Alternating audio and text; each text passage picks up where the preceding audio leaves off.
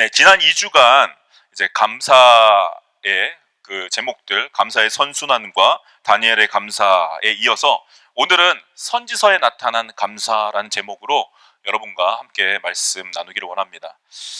여러분, 하나님께 감사하십니까? 네.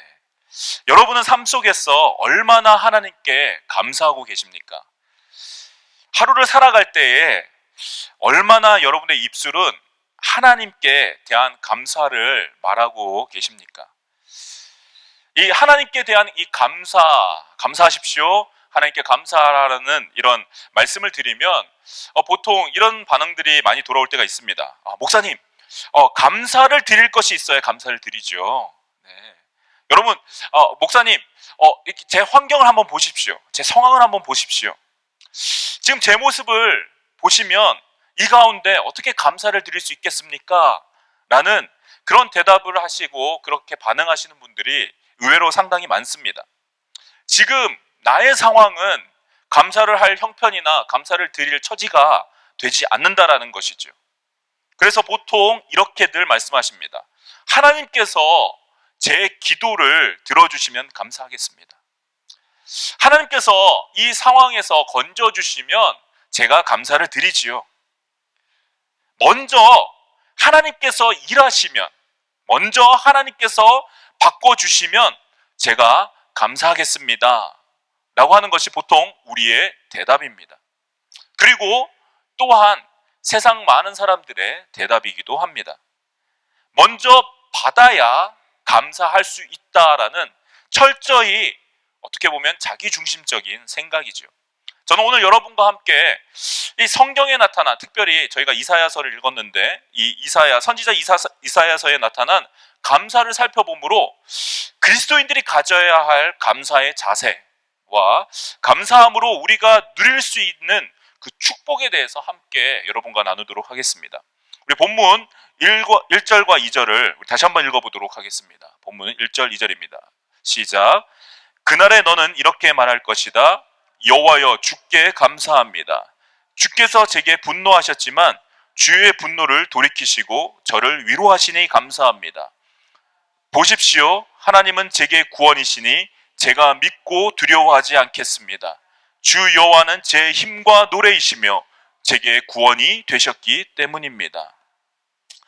저희가 오늘 읽은 저 12장, 이사야서 12장의 말씀은 6장부터 이어져 내려오는 내용의 결론이라고 말할 수 있습니다. 이사야서 6장부터 12장이 한 세트인데요. 이 6장에서 이사야가 하나님의 부르심을 받습니다. 그리고 이스라엘과 유다의 죄악에 대한 하나님의 분노와 또 그 결과로 이 백성들이 잡혀가고 흩어질 것을 예언하는 말씀들이 계속해서 나타납니다. 그러한 어두운 메시지 뿐만 아니라 그 어두움 가운데서도 새로 일어나는 왕에 대한 한 예언이 이 말씀들 가운데 들어 있습니다. 새로 일어나는 빛 되신 왕에 대한 말씀이 계속해서 나타난다는 말씀이죠. 보시면 처녀가 아들을 낳을 것이고 그 이름을 임마누엘이라 하리라. 이 말씀이 이 중간에 있습니다. 그 이름을 기묘자라 모사라 전능한 하나님 영존하신 아버지라 할 것이다 라는 예언이 들어 있고요. 이새의 뿌리에서 가지가 나와서 열매를 맺을 것인데 그에게는 여호와의 영이 임할 것이요 그가 다스리는 나라는 어린 양이 늑대와 뛰놀고 어린아이가 독사굴에 손 넣어도 물지 않는 물이 바다를 덮음같이 여호와를 아는 지식이 세상을 덮는 그런 나라가 임할 것이다 라는 여러분들이 많이 들어보신 우리 예수 그리스도에 대한 예언이 있는 장들이 이 6장에서부터 12장 사이에 들어 있습니다. 자, 오늘 말씀은 그 이후에 이 모든 말씀을 정리하는 이 12장의 말씀입니다. 12장 1절은 그날은 이라고 시작합니다. 그날에 너는 이렇게 말할 것이다 라고 되어 있죠. 이 그날은 곧 그 왕께서, 여기서 예언한 그 왕께서 다스리시며 여호와께서 흩어지게 만드셨던 그 하나님의 백성들이 다시 돌아오고 그리고 하나님께서 그 모으시는 그 때를 가리킵니다. 작게는 이스라엘 백성들을 가리키기도 하지요. 자, 그런데 하나님께서 그렇게 모으실 때, 하나님께서 그 이스라엘 백성이 돌아오게 하실 때에 하나님이 이렇게 말씀합니다. 그날에 어떤 고백을 할 것이다 라고 이야기하죠. 자, 어떤 고백입니까? 여호와여 주께 감사합니다. 주께서 제게 분노하셨지만 주의 분노를 돌이키시고 저를 위로하시니 감사합니다 라는 이 감사의 고백을 할 것이다 라고 이야기하죠. 여러분, 성경에 나타난 감사는 철저하게 하나님 중심의 감사입니다. 감사의 주체가 감사를 드리는 사람에게 있지 않고 감사의 근본 원인이신 하나님이시다라는 것이죠. 하나님이시기에 그분은 감사를 받으실 만한 분이시다라는 것입니다. 사람의 상황과 환경에 관계없이 하나님 그분은 감사를 받으실 분이시요 높임을 받으실 분이시라는 것입니다. 그래서 주께서 분노하셔서 내가 고난 중에 있었지만 그 분노를 돌이키시고 회복시키시니 감사합니다 라는 고백이 나올 수 있는 것이죠. 우리는 보통 이렇게 생각합니다. 아니, 하나님께서 병 주시고 약 주시나? 그렇죠? 분노해서 하나님께서 분노하셔서 이렇게 만들어 놓고 이제 와서 고쳐주고 위로하는데 그럼 내가 어떻게 감사할 수 있겠는가? 이것이 일반적인 사람들의 반응입니다. 그러나 이것은 우리가 하나님을 알지 못해서 하는 오해인 것이죠. 마치 부모가 자녀의 잘못을 보고 그 잘못을 고치기 위하여 자녀를 심하게 혼내면 그런 자녀들 있죠. 가끔 우리 엄마 아빠가 나를 낳으신 게 맞나? 이렇게 혼자 고민하거나 우리 엄마 아빠가 나를 사랑하는 것이 정말 맞은가? 우리 엄마 아빠는 날 사랑하지 않아? 라고 생각하는 철없는 자녀들과 같다라는 것입니다. 우리는 먼저 하나님께서 하나님 되심을 인정하고 고백해야 합니다. 그러므로 하나님은 절대적으로 옳으시고 그가 하시는 일은 선하고 의로우시며 잘못된 것이 없다라는 사실을 여러분이 먼저 인정하셔야 올바른 감사가 우리 삶 가운데 나타난다라는 것이죠. 자, 그래야 어떠한 상황 가운데서도 환경 가운데서도 감사할 수 있습니다. 그리고 어려운 상황 가운데서도 하나님을 바라볼 수 있는 것이죠. 저희가 아는 믿음의 선배들, 성경에 나타나고 저희 기독교 역사 가운데 나타난 많은 믿음의 선배들은 모두 이러한 신앙을 가졌습니다. 그들은 환난과 어려움, 고난과 징계 가운데 있을 때라도 하나님을 원망하거나 잘못을 하나님께 돌리기보다 자신의 삶에서 죄악을 찾았으며 구원의 하나님을 바라보고 구원해 주실 것을 간청했던 것입니다. 그리고 하나님만이 구원이시기에 두려워하지 않았던 것입니다. 여러분 2절 보십시오. 2절에 보니까 보십시오. 하나님은 제게 구원이시니 제가 믿고 두려워하지 않겠습니다. 주 여호와는 제 힘과 노래이시며 제게 구원이 되셨기 때문입니다. 라고 고백할 수 있는 것입니다. 여러분 사랑하는 여러분, 신앙은 나의 중심에서 하나님 중심으로 우리의 관점을 옮기는 것입니다.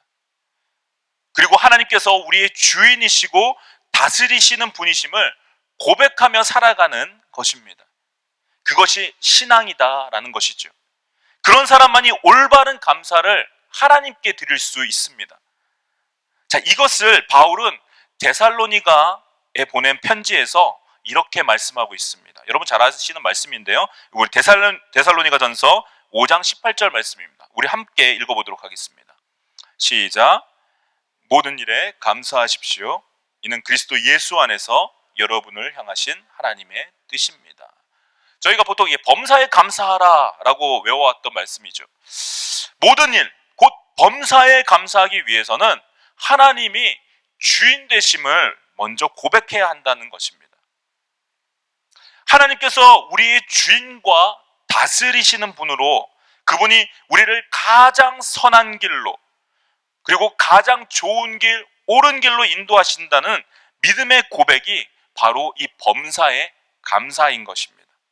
그분이 주시는 것이 가장 좋은 것이요, 비록 나의 상황과 환경이 내가 보기에는 그렇지 못하다 할지라도 그 원인이 하나님께 있지 않고 나에게 있다라는 것을 고백하고 결국 내가 회개하고 돌이켜서 회복하면, 돌이키면 하나님께서 다시 온전케 시키실 것이라는 믿음이 바로 이 감사의 첫 단계다라는 것입니다.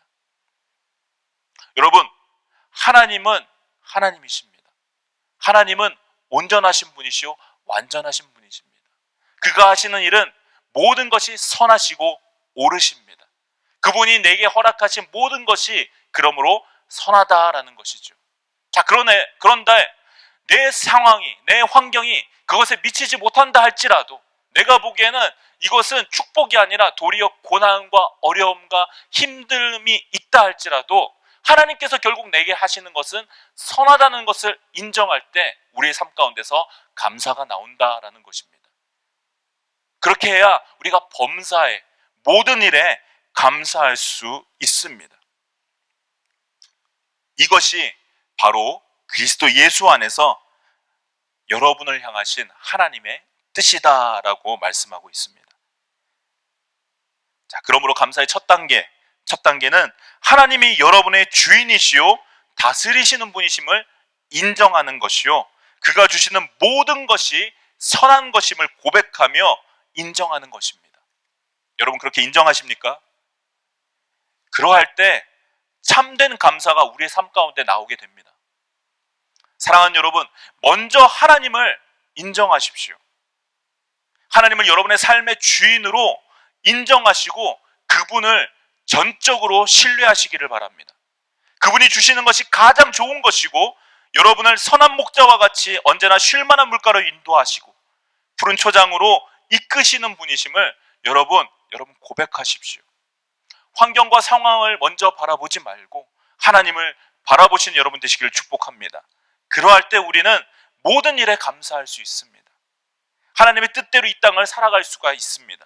하나님이 하나님 되심을 인정하고 언제나 그분께 감사하며 살아가는 여러분 모두가 되시기를 우리 주님의 이름으로 축복합니다.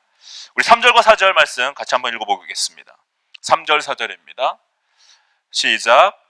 너는 구원의 샘에서 기뻐하며 물을 기를 것이다. 그리고 그날에 너는 이렇게 말할 것이다. 여호와께 감사하라. 그분의 이름을 부르라. 그분이 하신 일들을 민족들 가운데 알리고 그분의 이름이 높아졌다고 선포하라. 저희가 쓰는 이 한국말이죠. 이 한국말 번역에는 1절에도 너라고 나오고요. 3절과 4절에도 이 너라고 나옵니다. 이 너라는 단어가 이 구분이 잘 안 됩니다. 그렇죠? 근데 히브리어 원문에는 히브리어는 이 너라는 단어, 이 유라는 단어가 이 단수일 때가 있고요. 복수일 때가 있습니다. 그래서 1절에는 단수의 너입니다. 그러니까 한 사람을 가리키는 거죠. 그리고 3절과 4절에는 이 복수의 너를 가리킵니다. 그래서 보통 이렇게 정확하게 번역을 하면 이 너희들이라고 번역하면 좀 더 정확할 것 같습니다. 그러니까 3절과 4절에서 저희가 방금 읽은 3절과 4절은 다수의 사람들에게 말씀하시는 것이죠. 그래서 좀 더 정확하게 번역하면 너희는 구원의 샘에서 기뻐하며 물을 기를 것이고 그날에 너희는 이렇게 말할 것이다 라고 많은 사람들을 향해서 이야기하고 있다라는 것입니다. 제가 왜 이렇게 단수와 복수 이렇게 나눠서 이렇게 말씀드릴까요? 자, 오늘 말씀에서 이 감사의 이유, 특별히 이 이사야서에서 말씀하는 이 감사의 이유는 구원에 관한 것입니다. 비록 하나님께서 분노하셔서 원치 않는 고통을 당했지만 분노를 돌이키시고 위로하심으로 말미암아 하나님께서 그들의 구원이 되셨기 때문에 두려워하지 않는다고 고백을 하는 것이지요. 이러한 개인의 고백은 주변 사람들에게 전달이 됩니다. 구원은 한 개인에게 주시는 것입니다. 하지만 그 개인에게 주시는 것으로 한정되지는 않습니다. 샘에서 기른 물이 많은 사람들에게 마시게 할 수 있는 것처럼 모든 사람에게 주시는 것이기 때문입니다. 자, 그래서 그 구원의 샘물을 맛본 사람들마다 하나님께 감사하라라고 선포한다는 것이 이 3절과 4절에 나타난 말씀입니다. 하나님을 만난 사람들, 하나님의 구원을 맛본 사람들이 하나님께 감사한다라는 것이고 그 감사함을 주변에 알린다라는 것입니다. 그리고 주변에 자신이 만난 하나님에 대해서 선포하고 전한다라는 것이죠. 여러분, 하나님께 감사하는 사람들, 그 감사하는 사람들에게는 특징이 있습니다.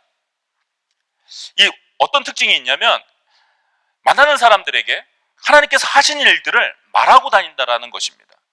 여러분 한번 생각해 보십시오. 여러분이 하나님을 만나셨을 때, 여러분 하나님의 그 은혜를 깊이 체험했을 때 여러분 어떤 모습을 가졌습니까? 집에 가서 막 입을 막 이렇게 닫고 있습니까? 누굴 만났는데 그 얘기는 하지 않고 다른 얘기만 열심히 합니까? 아니지요. 내가 만난 하나님에 대해서, 내가 경험한 하나님에 대해서, 내가 받은 기도 응답에 대해서 막 그 이야기하고 싶어서 막 입이 근질되지 않습니까? 다 그런 것들을 경험해 보셨을 줄 믿습니다. 말하고 다닌다라는 것이에요.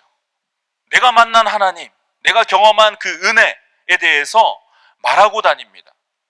이것이 곧 간증입니다. 하나님께 감사하는 사람들은 어떤 사람들이냐? 간증하는 사람들입니다.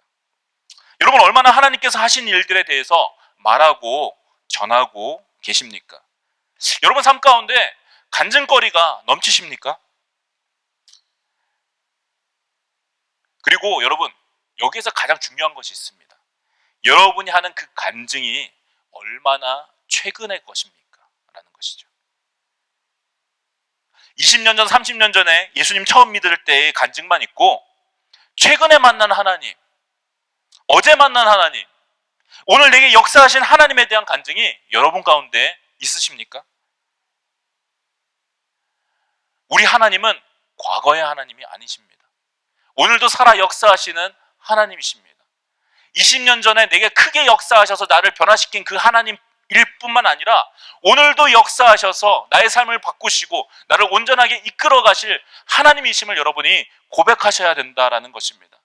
그 하나님을 오늘 여러분이 만나셨다면, 그 살아계신 하나님을 만나셨다면 여러분에게 오늘의 간증이 있으셔야 한다라는 것이죠. 여러분 그 간증이 여러분 삶 가운데 충만하시기를 축복합니다. 매일매일 우리는 그 하나님을 만나야 한다라는 것이죠. 간증에 대해서 잠시 여러분에게 말씀드리면, 간증은 하나님께서 하신 일에 대해서 말하는 것입니다. 하나님께서 하신 역사, 하나님께서 하신 일들에 대해서 이야기하는 것이죠. 그런데 오늘날 이 간증이 많이 변질되었습니다. 이 간증 집회나 소위 그 은혜 있는 간증이다라고 들어보면 이 간증이 아니라 보통 자기 자랑일 때가 너무도 많습니다. 자신이 얼마나 놀라운 것들을 경험했고 남들이 보지 못한 특별한 것을 보았고 또 그런 말씀을 들었다, 남들이 가보지 않은데 뭐 천국에 갔다 왔다, 뭐 이런 간증을 하는 모습들을 많이 봅니다.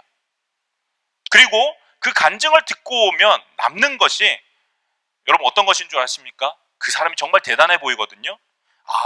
정말 신령해 보이고 하나님 특별히 그 사람만 사랑하는 것 같고, 그리고 그런 경험들 나도 하고 싶다라고 그런 생각들이 듭니다. 여러분 이것은 올바른 간증이 아닙니다. 간증은 오늘 말씀대로 하나님께 감사하는 것입니다. 하나님께서 나의 인생 가운데서 그 하신 일들에 대해서 말하고 그 하나님께 감사하는 것이 간증입니다. 그래서 올바른 간증은 그 간증을 듣고 난 다음에 남는 것이 그 사람이 아니라 하나님께 있어야 된다라는 것입니다. 그 사람 가운데 역사하신 하나님, 그 사람을 통해서 말씀하신 하나님, 그 사람의 삶을 변화시킨 그 하나님만이 남아야 한다라는 것이죠. 그리고 그 하나님을 나도 만나고 싶다라고 전달되어지는 것이 진정한 간증인 것입니다. 여러분 그런 간증을 하신 여러분 되시길 축복합니다.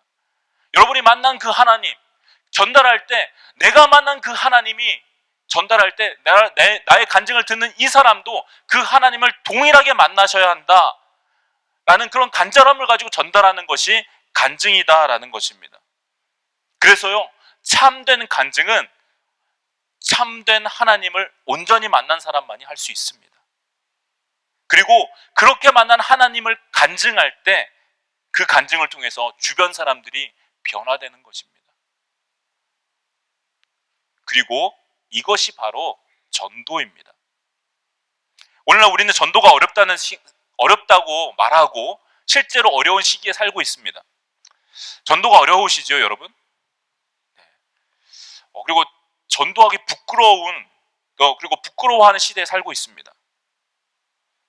그리고 좀 더 나아가서 전도하는 사람들 좀 이상하게 여기고 적당히 믿을 줄 모르는 좀 광신도처럼 생각하는 시대에 저희가 살고 있습니다. 여러분, 왜 전도가 어려울까요? 저희가 전도학교도 하고 전도가 어려워서 많이 그런 거 듣지 않습니까? 왜 전도가 잘 안 될까요? 많은 훈련이 있고 많은 어떤 그런 방법들이 도움이 됩니다. 하지만 우리는 본질에 대해서 우리가 잘 살펴보고 다시 한번 생각해 볼 필요가 있습니다. 결론부터 말씀드리면 날마다 삶 가운데서 하나님을 만난 경험에 대해서 그런 확신의 부족입니다. 내가 전하는 것에 대해서 확신이 없다라는 거예요. 내가 말하는 것에 대해서 여기에 대해서 확실한 경험이 없다라는 것입니다. 그러니까 말하니까 한번 믿어보세요. 믿으면 천국 가요. 구원받아요. 그런데 그것이 공허한 외침일 수밖에 없다라는 것입니다. 하나님께서 내 인생에서 하시는 일에 대해서 알지 못하고 또 경험하지 못했기에 그에 대한 감사가 없기 때문에 내가 전달하는 것에 대해서 힘이 없다라는 것입니다. 우리는 이 본질을 되돌아보아야 합니다. 여러분은 여러분 시간을 내셔서 종이를 꺼내 감사의 제목들을 한번 써보십시오. 여러분 10가지 이상 쓰실 수 있습니까? 아니 5가지 이상 여러분 쓰실 수 있으십니까? 여러분 전도는요, 여러분 그 감사의 제목들을 가지고 주변에 전하는 것입니다. 내가 만난 하나님이 이렇게 역사하셨다. 내가 만난 그 하나님이 나의 삶 가운데 이렇게 말씀하시고 인도하셨다. 당신도 하나님 만나면 나와 같이 감사할 수 있습니다. 그것이 바로 전도인 것입니다. 내가 만난 하나님, 내가 만난 내게 역사하신 그 하나님을 전해주는 것, 그래서 그 사람도 그 하나님을 만나고 변화될 수 있다라고 소망을 주고 나도 믿어봐야 되겠다라는 확신을 줄 수 있는 것, 그것이 전도라는 것입니다. 우리가 아무리 하나님에 대해서 많이 들어오고 하나님의 말씀을 지식적으로 알고 하나님에 대해서 여러 가지로 이야기할 수 있을지라도 하나님을 직접 만난 사람과는 정말 하늘과 땅 차이라는 것입니다. 성경에 이런 말씀이 있습니다. 너희는 여호와의 선하심을 맛보아 알지어다 라는 말씀처럼 하나님을 경험하는 것은 맛보는 것과 동일하다라는 것입니다. 맛보지 못한 사람은 맛본 사람이 아무리 설명을 해줘도 여러분 반의 반도 경험하지 못합니다. 여러분 맛을 어떻게 말로 설명을 하겠습니까? 정말 맛있는데 그 맛을 어떻게 말로 여러분 전달하겠습니까? 그냥 단순히 그냥 맛있다, 황홀한 맛이야, 뿅 가는 맛이야, 둘이 먹다가 하나가 죽어도 모를 맛이야, 이렇게 얘기는 하지만 그 맛을 정확하게 전달하지는 못하지 않습니까? 그냥 그 말 들으면 그냥 정말 맛있겠다, 좋겠다라고 이야기하겠죠.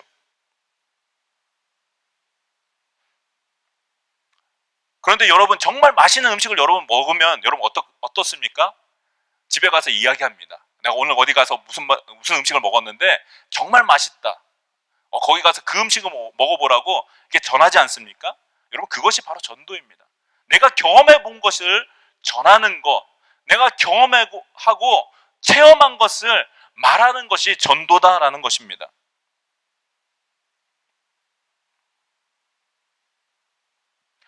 여러분 살아계신 하나님을 여러분 만나셨습니까? 살아계신 하나님을 만나면 여러분 가만히 있을 수가 없습니다. 과거에 만난 하나님이 아니라 오늘 이 시간 나에게 역사하시는 그 하나님을 내가 만날 때 그 하나님에 대해서 말하고 싶어서 견딜 수가 없는 것, 그것이 전도의 시작이다라는 것입니다. 하나님께서 나에게 이렇게 해주셨어. 하나님께서 내 기도를 들어주셨어. 하나님께서 나를 이렇게 인도해 주셨어라는 이 간증이 바로 전도의 시작이다라는 것입니다. 그 하나님을 만나고 그 하나님께서 하신 일 때문에 감격하고 감사하는 사람이 만나는 사람마다 그 하나님에 대해서 말하지 않고는 배길 수가 없는 것이 바로 전도다라는 것입니다. 사랑하는 여러분, 날마다 하나님을 만나시기를 축복합니다. 날마다 하나님을 경험하십시오. 우리는 예전의 은혜로 살아가는 사람들이 아닙니다. 여러분, 어제 먹은 밥으로 오늘 배가 안 고프지 않지 않습니까? 한 달 전에 먹은 밥으로 오늘을 살아갈 수가 없습니다. 예전에 받은 은혜, 옛날에 경험한 은혜로 여러분 오늘을 살아갈 수 없고 오늘 신앙을 버틸 수가 없습니다. 어제 만난 하나님이 아니라 오늘 살아계셔서 역사하시는 그 하나님을 만나시기를 축복합니다. 그 하나님을 만날 때, 그 사랑의 하나님을 만날 때 우리는 우리의 삶 가운데서 감사를 드릴 수가 있습니다. 그 감사함이 있을 때 우리는 입을 열어 간증하며 전도할 수가 있다라는 것입니다. 바로 하나님께서 어떻게 나의 삶 가운데 역사하셨는지 말할 수 있다라는 것이죠. 오늘도 하나님은 우리를 만나 주십니다. 그리고 우리를 붙들어 주기를 원하십니다. 어제의 하나님이 아니라, 이 책 속의 하나님이 아니라 오늘도 살아계셔서 역사하시는 그 하나님은 여러분을 바꿔주시기를 원하신다라는 것입니다. 여러분, 마음 문을 열고 하나님 앞에 나아가십시오. 하나님, 나를 만나달라고, 주님, 하나님, 나를 만져달라고 여러분 간구하시는 여러분 되시기를 축복합니다. 그러할 때 하나님께서 우리에게 역사하심을 말미암아 우리가 감사할 제목들이 많이 늘어나게 될 줄 믿습니다. 그런 저와 여러분 되기를 축복합니다. 5절 6절 읽어보도록 하겠습니다. 시작. 여호와를 노래하라. 그분이 위엄 있게 일하셨으니 이 일을 온 세상에 알리라. 시온의 주민아, 소리치며 기뻐 외치라. 너희 가운데 계시는 위대한 분은 바로 이스라엘의 거룩하신 분이기 때문입니다. 여러분, 진정한 감사는 어디로 이어지느냐? 찬양으로까지 이어집니다. 여러분, 찬양은 그냥 노래 부르는 것, 보통 이렇게 말씀하시는 분들이 있으신데, 찬양은 노래뿐만이 아니라 여러분, 노래나 언어나 우리의 모든 것들을 다해서 하나님을 높이는 것을 의미합니다. 그러므로 감사는 하나님을 높이는 것에까지 이르러야 합니다. 찬양은 단순히 그냥 노래가 아니지요. 마음속에 우러나오는 하나님에 대한 감사의 고백인 것입니다. 그래서 감사는 언제나 찬양과 함께 같이 나옵니다. 성경을 읽다 보면 이 감사와 찬양은 언제나 같이 붙어서 나오는 것들을 많이 볼 수 있습니다. 특별히 시편에 보시면 여러분, 이 시편은 이 감사와 찬양의 모음집이라고 할 수 있습니다. 내가 큰 회중 가운데서 주께 감사드리며 많은 백성들 가운데 주를 찬양하겠습니다. 여호와여, 내가 만민 중에서 주께 감사하고 문 나라 중에서 주를 찬양하오리니 감사함으로 여호와께 노래하며 수금으로 하나님께 찬양할지어다. 자, 이렇게 시편은 감사와 찬양을 붙여서 이야기하고 있습니다. 하나님께 감사하는 사람은 그러므로 찬양하게 된다라는 것입니다. 결국 하나님을 높이는 사람들입니다. 반대는요, 여러분, 우리 가운데 이 감사가 사라지면요, 이 찬양이 사라집니다. 하나님 높이는 것들이 나오지 않습니다. 대신 불평과 원망의 말들만 나오지요. 여러분은 어떤 말을 많이 하고 계십니까? 목사님, 제 상황이 이러니까 이게 원망밖에 나오지 않아요. 네. 근데 사람으로서는 이해를 합니다. 하지만 하나님께서는 그럼에도 불구하고 너는 나를 높이라 라고 말씀하고 계시다라는 것을 여러분 잊지 마십시오. 에베소서 5장 4절을 한번 읽어보겠습니다. 에베소서 5장 4절입니다. 시작. 더러운 말과 희롱의 말은 어울리지 않습니다. 오히려 감사의 말을 하십시오. 우리 주님은 입으로 들어가는 것이 우리를 더럽게 한다고 말씀하지 않으시고 입에서 나오는 것이 우리를 더럽게 한다고 말씀하셨습니다. 우리가 무엇을 말하는가가 정말 중요하다라는 것이죠. 그런데 특별히 감사의 말을 하도록 하라라고 말씀합니다. 비록 힘든 상황, 어려운 상황 가운데 있을지라도 여러분 감사하십시오.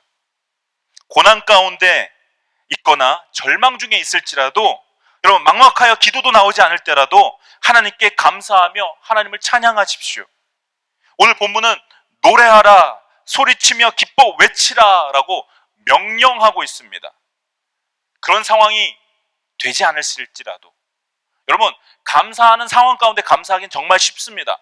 그러나 감사할 수 없는 그런 상황 가운데에서도 나의 환경이, 나의 상황이 감사할 건덕지가 조금이라도 없을지라도 그 가운데서 하나님께 감사하는 것, 그것이 우리 하나님께서 우리를 붙들어 주시고 우리의 감사를 받으실 만한 놀라운 일이 된다라는 것입니다.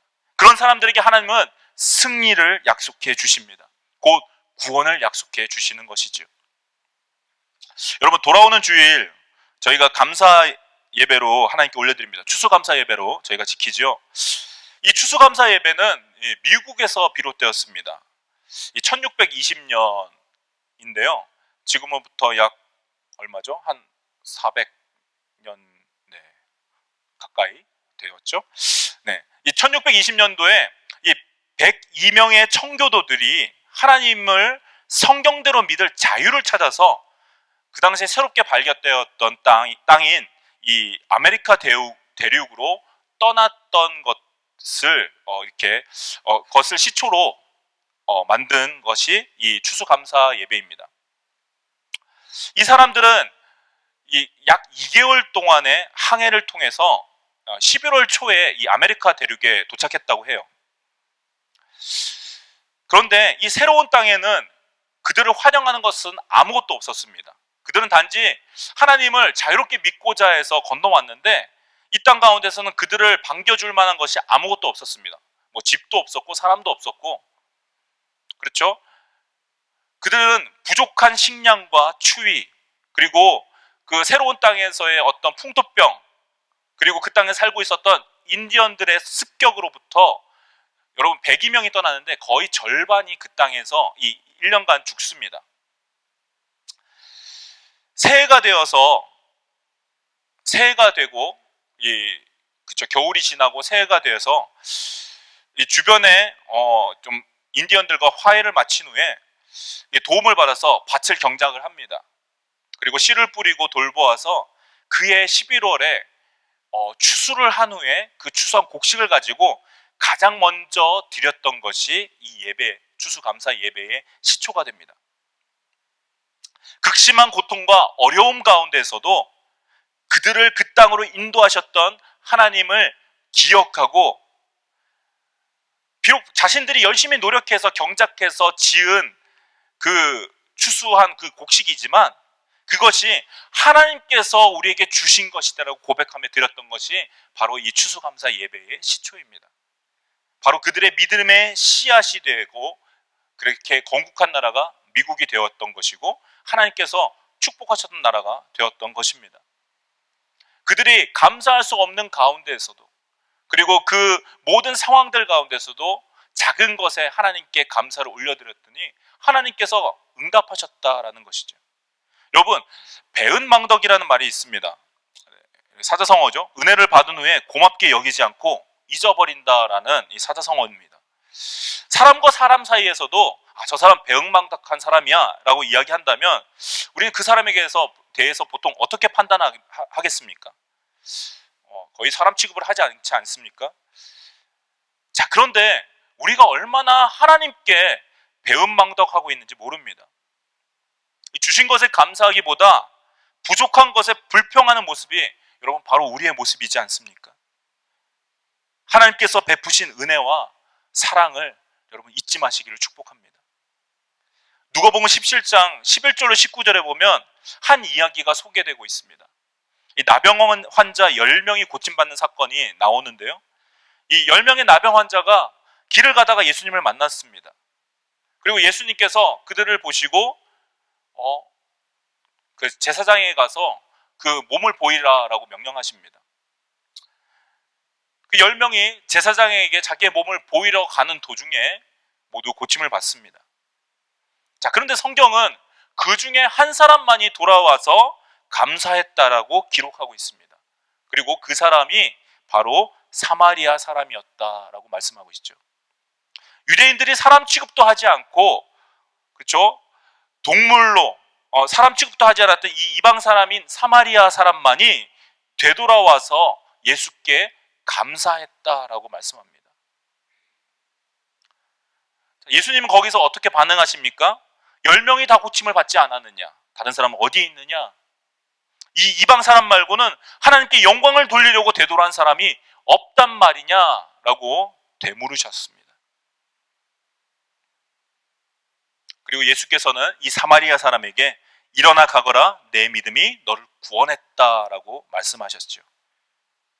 다른 9명은 비록 육신의 질병은 치료받았을지라도 단 한 사람, 돌아와서 감사했던 그 사마리아 사람만이 믿음으로 구원받았다라고 주님이 인정해 주신 것입니다.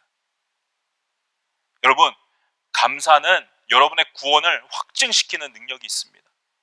주님께 받은 은혜를 여러분 세워보십시오. 주님께 감사하기를 여러분 인색하지 마십시오. 감사함으로 주님께 나아가야 한다고 시편 기자는 말씀하고 있습니다. 오늘 돌아가셔서 여러분 주무시기 전에 한번 여러분 종이를 펴놓고 올 한 해 여러분에게 주신 하나님의 은혜를 적어보시기를 바랍니다. 그리고 그것을 잘 묵상하고 잘 간직하고 계시다가 그 제목을 가지고 주일에 여러분 하나님께 감사하십시오. 단순히 1년에 한 번 돌아오는 교회 행사가 아닙니다. 내게 주신 하나님의 은혜, 올 한 해 돌아볼 때 하나님께서 내게 베풀어 주셨던 그 은혜에 감사하고 우리 가정에 주신 그 하나님의 놀라운 은혜에 감사하여서 그 하나님의 사랑과 인도하심을 돌아보고 감사하시는 여러분 되시기를 축복합니다. 또한 우리가 하나님께 드리는 감사는 단순히 받은 은혜, 받은 축복, 받은 것에 대해서만 드리는 것이 아닙니다. 제가 지난달 이 여호와 샬롬에 대해서 설교할 때 인용했던 구절이 이 빌립보서 4장 6절 7절 말씀입니다. 우리가 같이 다시 한번 읽어보도록 하겠습니다. 빌립보서 4장 6절 7절 말씀입니다. 시작. 아무것도 염려하지 말고 오직 모든 일에 기도와 간구로 여러분이 구할 것을 하나님께 감사함으로 아뢰십시오. 그리하면 모든 생각을 뛰어넘는 하나님의 평강이 그리스도 예수 안에서 여러분의 마음과 생각을 지켜주실 것입니다. 지난달 설교는 7절에 주목했다면 오늘은 6절 말씀에 주목해 보려고 합니다. 감사는 주신 것뿐만 아니라 구할 것을 감사함으로 아뢰십시오라고 사도 바울은 우리에게 권면합니다. 감사는 미래의 사건에 대해서도 드릴 수가 있는 것입니다. 왜 그렇습니까? 우리의 하나님은 과거의 하나님, 현재의 하나님뿐만 아니라 미래를 주관하시는 전능하신 분이시기 때문입니다. 여러분, 감사의 능력을 소홀하게 여기지 마십시오. 여러분이 구할 것, 그것이 어떤 것이든지 여러분 하나님께 감사함으로 기도하며 간구하십시오. 우리는 미래를 알지 못합니다. 미래가 어떻게 될지 알지 못하고 뜻대로 이끌 수가 없습니다. 그러하기에 불안해하지요. 염려합니다. 걱정합니다. 이렇게 되지 않으면 어떻게 하지? 라는 그런 고민들이 있습니다. 그러나 그리스도인들은 그러한 염려, 걱정하는 사람들이 아닙니다. 그 모든 것을 주님께 감사함으로 맡겨드리는 사람들인 것입니다. 그렇게 할 때 하나님의 평강이 우리의 마음과 생각을 지켜주신다라고 말씀하고 있습니다. 그러므로 우리는 염려하지 않습니다. 걱정하지 않습니다. 왜요? 우리가 가지고 있는 문제들을 감사함으로 하나님께 맡겨드릴 때 하나님께서, 그 평강의 하나님께서 우리의 마음의 생각을 지켜주실 것이라고 말씀하고 있지 않습니까? 여러분, 두려워하지 마십시오. 걱정하지 마십시오. 염려하지 마십시오. 오직 감사함으로 여러분의 기도 제목들을 하나님께 아뢰시기를 축복합니다. 사랑하는 여러분, 하나님께 감사하십시오. 여러분의 상황과 관계없이 여러분의 하나님 되심을 인하여 여러분 감사하십시오. 정말 하나님께서 나의 하나님 되어주시니 감사합니다. 라는 고백이 여러분 입술에 떠나지 않기를 축복합니다. 하나님의 은혜와 사랑을 잊어버리는 배은망덕한 사람이 아니라 그분께 감사하고 하나님의 이름을 높여드리는 그런 찬양이 우리의 입술에서 떠나지 않기를 원합니다. 주님께 감사함으로 주님께서 예비하신 그 축복을 놓치지 않으며 감사함으로 하나님께 날마다 나아가는 저와 여러분 되시기를 예수님의 이름으로 축복합니다.